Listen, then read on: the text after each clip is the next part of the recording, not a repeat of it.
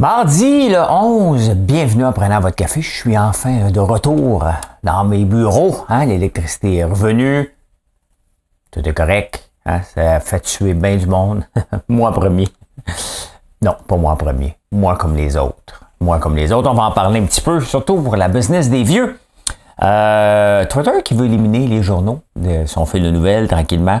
Les assurances auto-électriques, vous m'en parlerez. J'ai vu des chiffres. Ça ne tente pas bien. Le pouvoir d'être cassé, je vais vous en parler, ce qui s'est passé avec Facebook. Les premières culottes. J'ai peur de dire le mot. On va parler de tout ça. On a un bon show. Enfin, je suis installé. Fait qu'on passe ça tout de suite.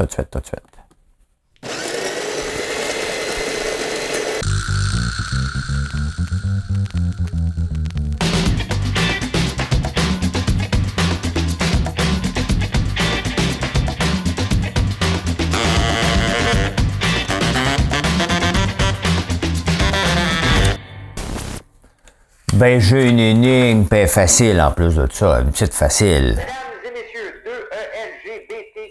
2LGBTQI+, voici l'énigme du jour. L'énigme du jour, Attends un peu, j'ai plusieurs notes, là. Bon, le 11 avril 1976, deux partenaires d'affaires. Un qui veut donner l'ordi, l'autre qui veut le vendre. Mais de qui je parle? J'ai besoin des deux noms et j'ai besoin du nom de l'ordinateur. C'est relativement facile. Quand je dis relativement, ça ne veut pas dire que c'est facile, ça veut dire que c'est relativement facile. Bon, ça.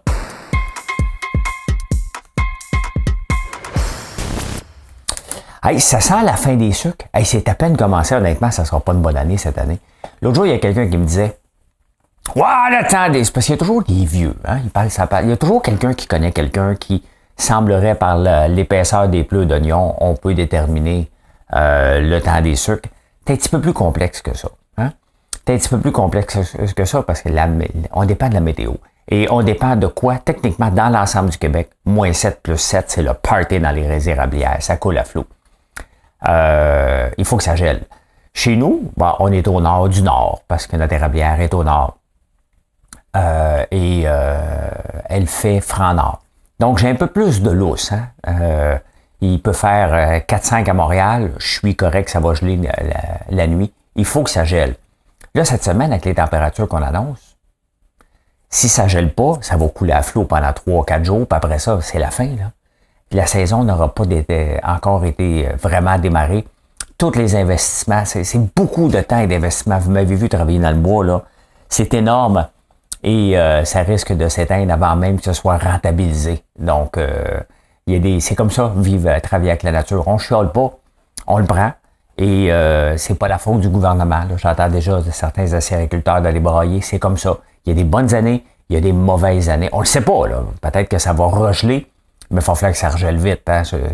On a hâte au printemps. Mais nous autres, les acériculteurs, ben oui, je me mets dans la catégorie acériculteur. On aime ça un printemps qui fait chaud-froid le plus longtemps possible. Normalement, chez nous, une saison dure à peu près 20-21 jours. Là, on a eu 4 jours, à peine, des petites journées de rien. Donc, on a besoin de quelques bonnes journées pour être capable. J'en ai en masse, là. J'en ai en masse pour fournir. Donc, mais on en veut toujours plus. Et ça me dit, qu'il faut aller chercher de l'expansion encore. Cette année, on n'a pas eu le temps parce qu'on avait un feu. Mais voilà, je vous tiens au courant de tout ça. Twitter. Twitter, c'est un petit snoro. Twitter, il veut devenir de plus en plus un fil de nouvelles, donc un journal reconnu. Puis si on regarde la tendance des journaux dans le monde, ils sont de moins en moins imprimés, donc ils ont leur propre page web. Ils chialent pour aller sur Facebook. Ils veulent que Facebook les paye, ils veulent que Google les paye. Donc, mais à la fin de tout ça, le journal de demain va ressembler à quoi? À des abonnements, à des journaux mélangés, un peu comme New York Times, un peu, c'est le seul vraiment, la presse, un peu, le Journal de Montréal dans son ensemble a peu de chances de survivre longtemps comme ça, là. Ils vivent sur du temps emprunté, parce que leur site web n'est pas interactif. Il manque quelque chose sur leur site web. C'est pas, quand je regarde les journaux qui fonctionnent dans le monde, ça n'est pas ça. Ça prend du contenu. Puis des chats écrasés n'est pas du contenu, malheureusement, pour eux autres. Mais Twitter, ce qu'ils veulent faire, c'est de tasser de plus en plus. Hein? Il met beaucoup de pression. Ah ouais, les journaux, débarquez d'ici ou payez pas, on veut pas vraiment vous avoir. Ce qu'il veut, là, dans le fond, c'est un fil de nouvelles que vous et moi, on partage les nouvelles et avec un algorithme d'intelligence artificielle de fact-checking, donc il est capable de présenter et de dire, ben, voici c'est quoi la nouvelle, parce que tout le monde va en parler à un moment donné. Donc, il s'en va probablement vers là, et c'est peut-être le journal du futur, on ne le sait pas. Hein? Personne ne le sait. Regardez, il y a un journal qui dit, ben moi, je vais faire mon propre réseau social, paf, il l'a enlevé. Ben oui, c'est sûr, il élimine la compétition. Il a le droit, ben oui, hein? Il a le droit. Les journaux capotent tout le temps avec ça, le principe de compétition, mais c'est comme ça. C'est comme ça, puis il a le droit, tout simplement. Hein? Il en a fait justement son propre jouet pour être capable de faire ça. À l'âge de la retraite. C'est vrai, l'âge de la retraite. J'avais écrit ça, je suis en train de l'oublier, j'ai retrouvé les vieilles notes. Hey, l'âge de la retraite a commencé en 1881 en Allemagne. Hein? Et la personne qui avait mis ça en place, peut-être le chancelier, il avait mis l'âge de la retraite à 70 ans. Mais sauf qu'en 1881, l'espérance de vie, ça s'invente pas, était de 40 ans. L'espérance de vie était de 40 ans, mais lui avait mis ça à 70 ans. Si tu tranches jusqu'à 70 ans, tu mérites ta retraite. Il avait peut-être un cas. Aux États-Unis, c'était à 67 ans. L'âge l'âge de décès est à 76. Parce qu'il ne faut pas oublier que la retraite a été mise à un moment donné, c'est parce qu'on allait mourir au travail. Donc, c'est pour ça qu'ils ont mis 65. Donc, aux États-Unis, l'âge de la retraite actuellement est de 67 ans.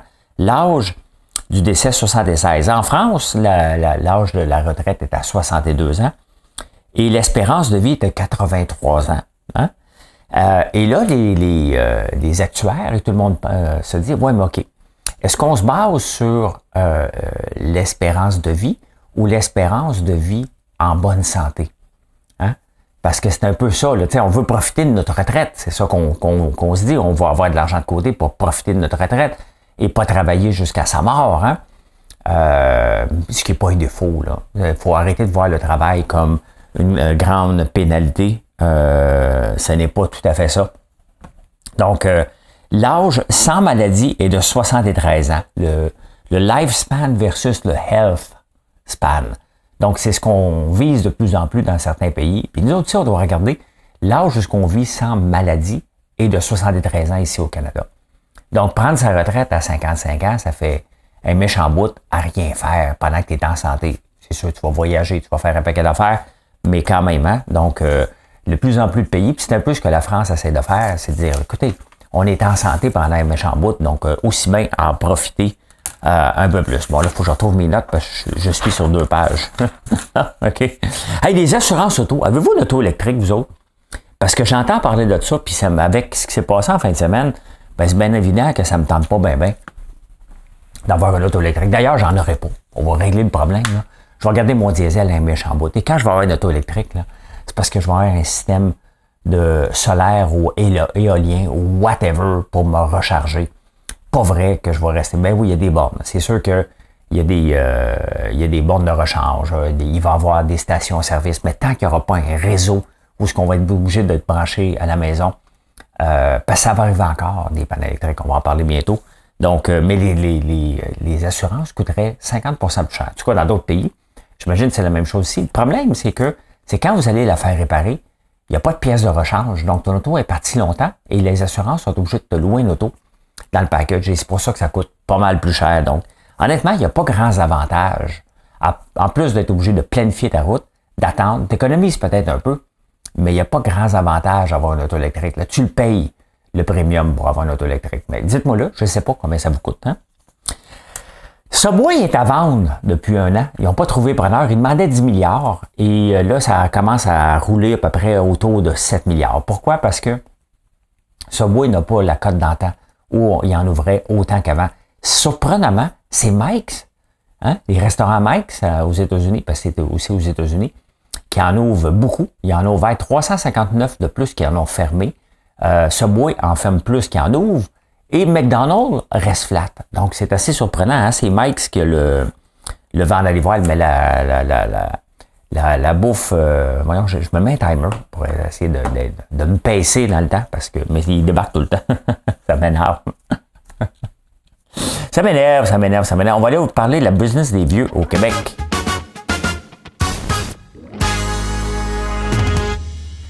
Il y a des RPA ici à Outremont, à Notre-Dame-de-Grâce, qu'ils n'étaient pas sur la liste des RPA en priorité électrique. Puis là, on le voit, hein, dans la crise de la COVID, qu'est-ce qu'il y a eu? Il y a eu Héron, hein, qu'on s'est rendu compte que c'était mal géré. Il va falloir revoir. Tu sais, quand on a des crises comme ça, on ne peut pas juste dire on l'a réglé, on passe à autre chose. Non, il faut regarder qu'est-ce qui s'est passé. Il y a des RPA qui ne sont pas sur la liste prioritaire. C'est Cogir qui le gère, ouais. Mais on a vu avec Groupe Sélection, tu sais, ça a poussé tellement vite, ces buildings-là. On le voit, là, c'est une business. Hein? C'est une business de vieux, puis la seule importance, c'est de faire de l'argent. Bien correct, mais il faut offrir des services. Ils sont même pas sur la liste prioritaire. Moi, honnêtement, que j'ai pas eu l'électricité pendant 4 jours, ça me fait tuer en tabarnouche. J'avais peur de perdre ma bouffe, puis vous m'avez dit, ben donne ta bouffe à des organismes. Je viens de donner un container. L'année passée, j'ai donné un container plein de viande. Hein? Pourquoi? Parce que j'ai perdu de l'électricité puis j'avais pas de génératrice à ce moment-là. Là, maintenant, j'en ai une, mais j'ai donné un container. Donc, j'ai fait ma part. À un moment donné, j'ai le droit d'avoir ma viande sans que vous me faisiez sentir coupable, qu'il faut que je donne ma viande. Dès qu'arrive un problème, il faut que je donne tout à tout le monde. J'ai le droit de vouloir sauver mes affaires, puis c'est ma viande. J'ai pas le goût d'aller en acheter d'autres. C'est celle que j'élève. Donc, il y a un attachement par rapport à ça, puis je le sais comment elle a été élevée. Donc, mais non, je ne l'ai pas donné. Mon congélateur, il est vraiment efficace. Quand même, pendant 4 jours, on n'a pas ouvert la porte 1 ou 2 fois, mais il est encore parfaitement congelé. Mais on le voit que c'est une business, les vieux, il va falloir se pencher là-dessus. Deuxième chose qu'il va falloir se pencher, on ne peut pas ne pas se poser de questions par rapport aux arbres centenaires. Hein? Je regarde les arbres ici qui ont tout pété, tous des arbres creux, tous des arbres qui sont creux à l'intérieur. Puis dans les érablières, c'est la même chose. On les nettoie, les arbres qui sont trop vieux, parce qu'on passe notre temps à les entailler, puis ils sont tous spongieux à l'intérieur, ils sont vides. Donc, à un moment donné, ça meurt, un arbre. Hein? Et c'est beau, c'est majestueux, ça fait des super belles rues, sauf que ça met tout le monde dans le trouble quand ça pète. Hein? Et si je vous disais ma rue, venez prendre une marche, vous allez voir, les arbres sont tous creux, tous pétés, tous cassés. Et quand tu regardes à l'intérieur, c'est complètement vide. Donc, je sais que les environnementalistes ne veulent pas ça, mais il va falloir penser à les remplacer puis accepter qu'ils ont fait leur temps. Hein? Ils ont fait leur temps, ces arbres-là, puis sont bien majestueux. Mais 4 jours pas d'électricité à cause d'un arbre majestueux qui est bien beau, puis les fils passent au travers. L'autre affaire, il va falloir qu'Hydro-Québec se penche sérieusement sur l'entretien de son réseau. L'année passée, j'en ai parlé durant l'été, les poteaux tout pourris, c'est inacceptable. Les branches des arbres, c'est inacceptable. Ils ont 4 milliards de profits pour améliorer un peu à chaque année, un peu d'enfouissement, un peu de remplacement de poteaux, un peu d'émondage. Il va falloir accepter qu'Hydro-Québec investisse. Ils viennent de nous augmenter une augmentation de 3 pour les résidences, puis 7 À un moment donné, faut pas nous prendre pour des imbéciles non plus. Là. Faut qu'on se fasse respecter. Le problème, c'est qu'il n'y a pas de concurrence. Et c'est ça le danger. Il n'y a pas de concurrence. On ne peut pas rien faire. On n'a rien à faire qu'être dépendant d'une entreprise qui ne nous offre pas le service qu'ils doivent nous offrir. Il faut le dire, là. C'est pas juste moi, ma petite personne qui en a manqué. Ils ne nous offrent pas le service pour lequel on paye, tout simplement. Eh bien, la Banque du Canada, vous devrez nous foutre la paix encore cette semaine. Ben, ce mois-ci, parce que malgré que l'inflation n'est pas à 2 le reste des signes tend à dire que l'économie elle se stabilise, donc on devrait avoir la paix. Ça fait du bien à ceux qui ont des maisons, bien entendu. Bien entendu. Tombez sur la tête.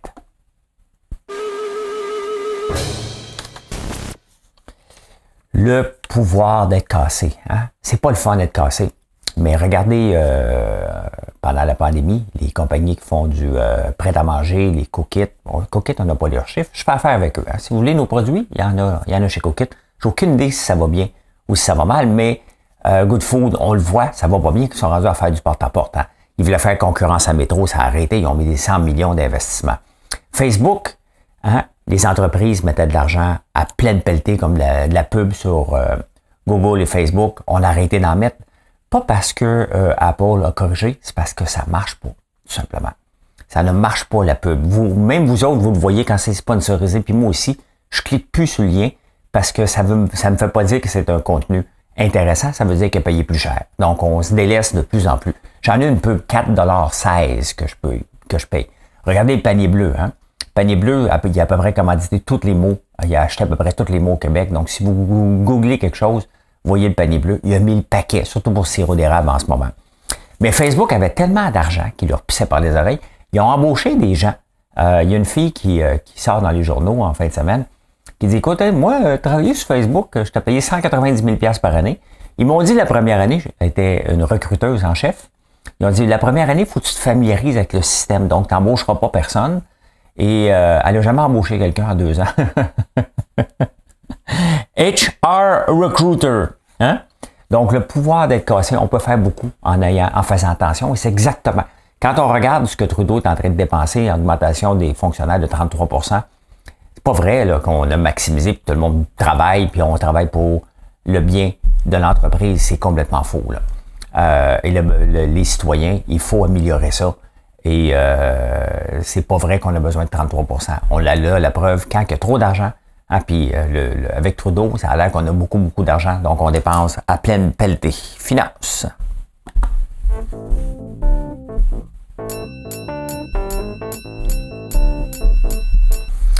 Et dans les journaux, la première culotte menstruelle disponible chez Jean Coutu, lavable. Ça me fait rire un peu parce que dans l'œil du dragon en 2012, je pense, la première année, il y avait 2 filles qui étaient venues. Je pense que c'est Daniel qui avait investi avec eux. En tout cas, il avait été travaillé chez Daniel. C'était ça, la première culotte menstruelle. Puis c'était vendu chez Jean Coutu. Donc là, on se ramasse en 2023. Et il y a encore la même nouvelle, mais une autre compagnie. Donc, je ne sais pas ce qui s'est passé avec l'autre compagnie. Vous avez compris qu'on avait un petit peu, les gars, un petit peu macho. Là, hein? On ne se voyait pas investir là-dedans. Là. Je sais qu'on pourrait, mais tu sais, je suis qui? Moi, il faut que je connaisse le produit, puis il faut que je l'utilise. Donc, on s'entend que je ne pourrais jamais investir là-dedans. Mais en tout cas, mesdames, vous le savez maintenant, c'est disponible chez Jean Coutu. Hein? La taxe sur les riches. Et ça, c'est important que ma gang de gauchistes de Québec solidaire, écoutez là-dessus. On aime ça mettre des taxes sur les riches. Hein? Ah, les riches, on va les taxer, puis même Trudeau vient d'en mettre une. Il y a un danger de taxer les riches. Je sais de surtaxer sur le capital. Mais il y a des riches, il y a 30 milliardaires et millionnaires, 30 milliardaires plus des millionnaires qui ont quitté la Norvège dernièrement. Pourquoi? Parce que la Norvège, il y a déjà énormément de taxes. Énormément. Puis ils ont dit, tu sais quoi? On va en rajouter une. C'était celle qui faisait déborder le vase. Et c'est arrivé la même chose en France à un moment donné. Les entreprises sont parties vers Londres. Londres a taxé, sont parties vers la France parce que la France avait enlevé ses taxes. À un moment donné, trop d'impôts tue l'impôt. Ben c'est exactement. Donc là, il y a des Norvégiens qui ont décidé d'aller à Lugano, en Suisse, parce que il était trop taxé. Il y a une taxe supplémentaire. Et le fait qu'ils partent, ben ça enlève 14 millions par année, par personne, à l'État de la Norvège. Donc, vous voyez comment il faut faire attention, c'est qu'ils sont mobiles. Puis à un moment donné, ils acceptent de faire leur part jusqu'à temps qu'ils acceptent de ne plus leur faire leur part. Puis ils disent, ben je m'en vais d'ici finalement, t'ambitionnes un peu. Ben voilà. Hein? Hey, Tupperware, ça fait pas la première fois que je vous en parle de Tupperware, ça fait longtemps que je vous en ai pas parlé. J'aime beaucoup les madames Tupperware, je leur donne souvent des conférences. Mais regardez ce qui se passe avec le titre. Ça, c'est pas Tupperware. Ouais. Ça, c'est Tupperware. Hein? Ben, regardez, hein, l'évolution de ce titre-là, comment ça descend. Hein? Là, il est à 2,42. Le problème, c'est qu'ils sont endettés 8 fois leur capacité. Je ne sais pas comment ils ont réussi à s'endetter autant que ça en vivant d'espoir. Regardez ici, ça, c'est en 2020. Donc, dans le pic de la COVID jusqu'à mars 2020, ça a descendu. Arrive la COVID, les femmes se réorganisent, parce que la plupart du temps, c'est des femmes, se réorganisent, ils font monter le titre jusqu'à 36$ parce que les gens recuisinent à la maison, mettent des affaires dans les Tupperware et là, ça redescend. Hein? C'était juste un peu un accalmie. Donc, regardez, on n'est plus la gloire d'antan. Est-ce que c'est la fin cette fois-ci? Il va falloir qu'ils trouvent une solution. C'est quand même surprenant qu'ils n'ont pas encore été sous la loi de la protection de la faillite. J'ai comme l'impression qu'ils font partie des entreprises zombies vécues grâce à la pandémie et maintenant, ben, ils retombent normal. Hein? Hey, la soupe Campbell, c'est une autre affaire que je veux vous montrer. Un des bons investissements sur le long terme, c'est ce qu'on a dans notre dans notre pantry, comme dirait. Donc, si on regarde la soupe Campbell, ben regardez ça. Ça a toujours monté. Hein? Regardez, ça, c'est en 82. Ça valait 3,22 $. C'est monté jusqu'à 57. Ça redescend. Mais là, regardez, ça remonte. Et vous le voyez, c'est comme ça. Hein? Puis je pourrais vous sortir Coca-Cola. Les grands, les centenaires presque, hein? Ben, qu'on utilise. Donc, c'est la soupe Campbell, mais c'est aussi le snacking. Hein? Car 15% de l'augmentation de leur chiffre d'affaires vient du snacking qui va monter jusqu'à 43%. C'est quoi le snacking? Ben, des popcorn, des chips. Eux autres, ils ont les goldfish. Tu sais, les petits fish, là, ça, c'était eux autres, les peppermint goldfish. Donc, c'est à Campbell. Donc, c'est augmentation de 15%. Bien, ça, c'est le genre d'investissement qui est intéressant pour le long terme. Tu sais, je vous parle souvent de Coca-Cola.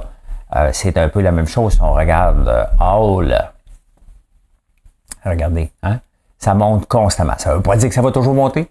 J'espère, parce que j'en ai un petit peu, hein?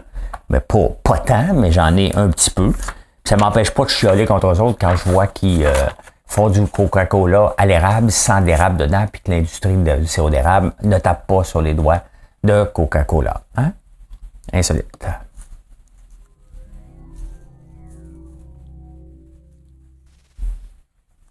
Faites-vous partie des gens qui veulent toujours aller au guichet, ne veulent pas aller au guichet de la banque, veulent aller au comptoir. Et moi, je me souviens pas quand j'étais allé au comptoir faire un dépôt mais quand même, un tiers des gens, parce que je sais même pas quand j'ai été au guichet, tout simplement. Je vais plus. Hein, je vais pas chercher de l'argent, je vais pas en déposer. Donc, mais un tiers des gens rêvent encore et espèrent toujours aller au comptoir ou s'il y a quelqu'un pour les servir. Quand même, c'est quand même énorme. Ben, un tiers des gens qui vont au guichet, parce que je ne sais pas si parmi vous, vous allez au guichet ou non, moi, j'y vais plus. Hein? Combien de frères et sœurs vous avez dans votre famille? Ça a l'air que, hein, comme moi, on est 4. Donc, à chaque fois, si t'es enfant unique, tes chances de te séparer sont très élevées, éventuellement. Si tu as un frère ou une sœur, tu as un siblings, hein? Donc, tes chances de divorcer, séparer sont diminuées de 11%. Tu en rajoutes un autre, 11%. Donc, à chaque famille que tu rajoutes, donc les familles ultra nombreuses, les enfants de ça risquent de jamais se séparer, techniquement, si on suit la courbe. Donc, 11% de moins de séparation à chaque enfant. Ben, écoutez, moi, on était 4, puis les 4, on est séparés. Fait que, on a scrappé la statistique bien raide. Hey, Starbucks vient de sortir un nouveau café en Italie qui vient d'amener en Californie. Et il y a un problème. C'est le café à l'huile d'olive. Le problème, c'est que parce que le Bulletproof Coffee, c'est reconnu, tu mets du beurre et du noix de coco dedans et du MCT qu'on appelle, et ça te fait un Bulletproof Coffee. Donc, Starbucks a voulu faire sa propre version avec l'huile d'olive, mais ça a l'air que l'huile d'olive mélangée avec le café, ça fait aller aux toilettes. C'est dans les journaux sérieux, by the way. J'ai pris ça, cette nouvelle-là, dans le Wall Street Journal. L'énigme.